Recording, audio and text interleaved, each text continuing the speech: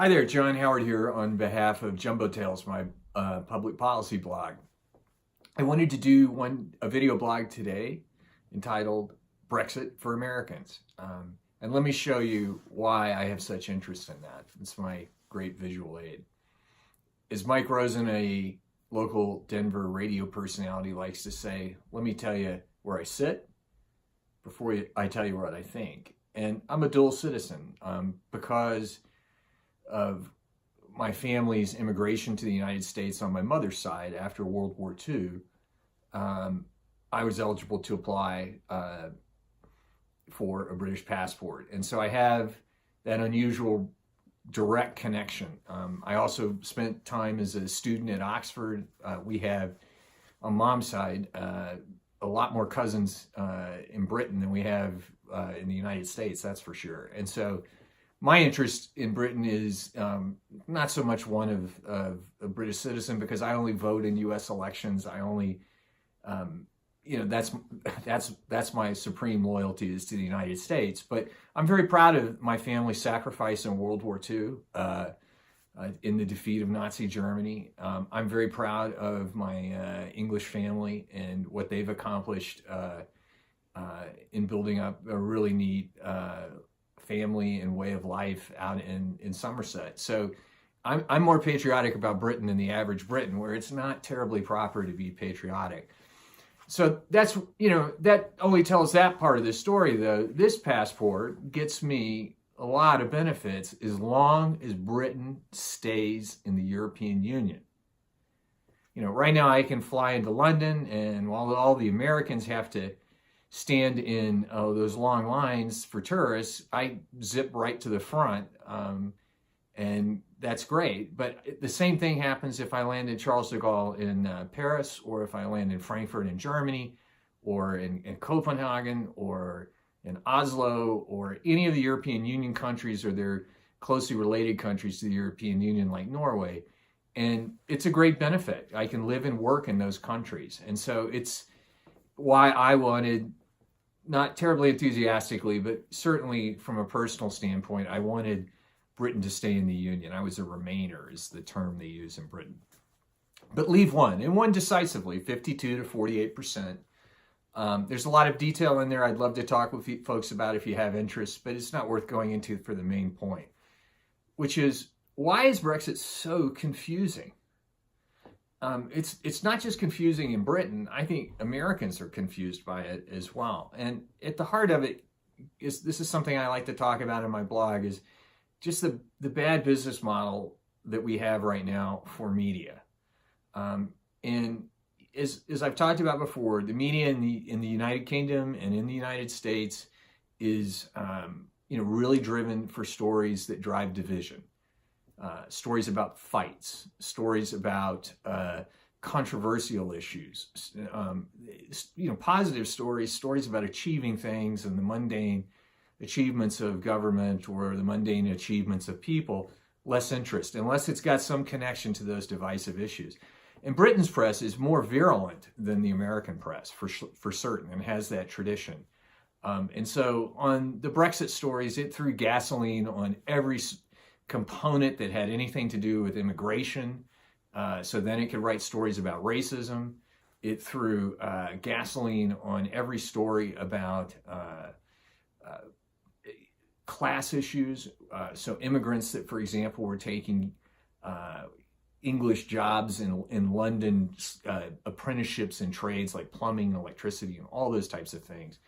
And it was very ugly. But in the end, all these stories that the press has written are about economic issues. They tend to be always centered in economics, that Britain's GDP is going to go down.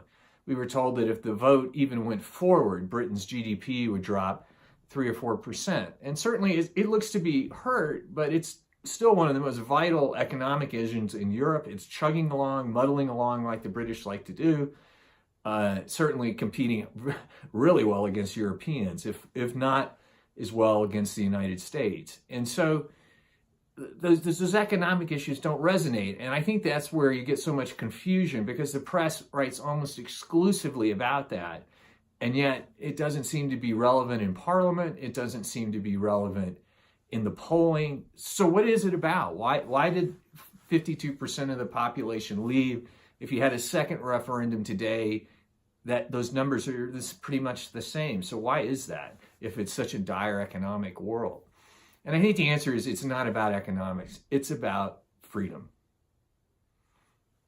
The European Union, not necessarily for bad reasons, has morphed from a trading group in which national governments and national parliaments made the laws, and then there was some trading regulatory stuff coming out of Brussels to facilitate trade between all the European countries, tariff-free.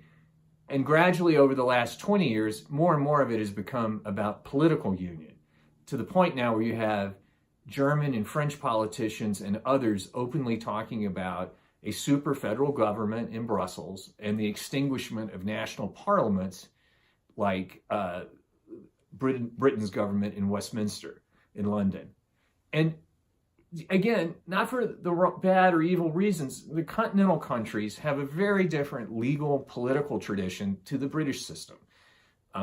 There, if you operate under the civil code, which I've done as a businessman for 20 or 30 years, the government really tells you everything. It tells you how to hire and fire people and how much you have to pay them if you let them go. And it tells you how to design products and which bureaucrat has to approve that and who has to approve the packaging and how it has to go here. And no, you can't design products unless they fit within these technical specifications.